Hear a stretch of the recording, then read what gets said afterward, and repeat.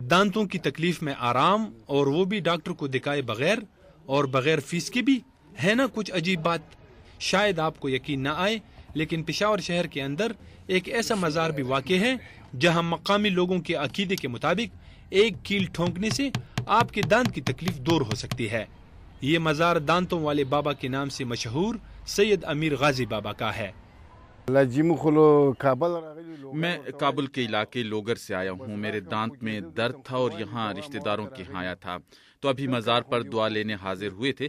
पहले मैं 20 साल पेशावर में रह चुका हूँ। तबरक लेने आया हूँ और वापस अपने घर जा रहा हूँ।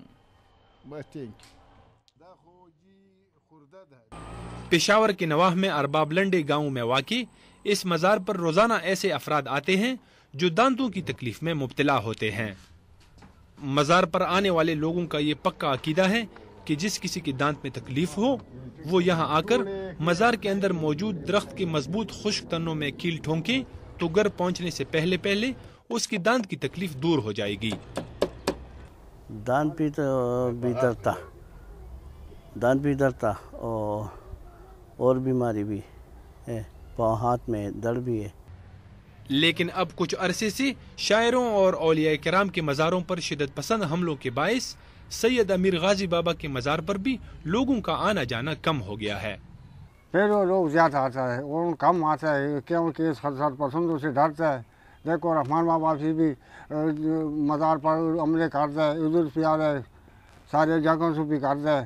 देख असहाब बाबा से भी हमला किया है, तो इस खातिर लोग जी कम आता है, फिर वो ज़्यादा आता है और कम आता है, डरता है।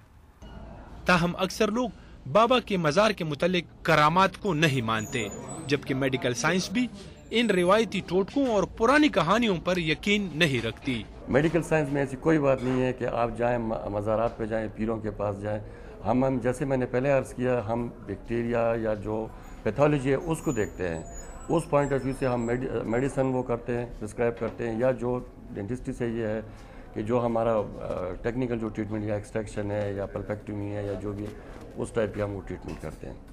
इस जदीद दौर में जहां इंसान समंदर की तहों और खलाओं का राज जानने की कोशिश कर रहा है, वहीं आज भी चंद लोग रिवायती टोटकों के ज़रिए से बीमारियों का इलाज कर रहे हैं।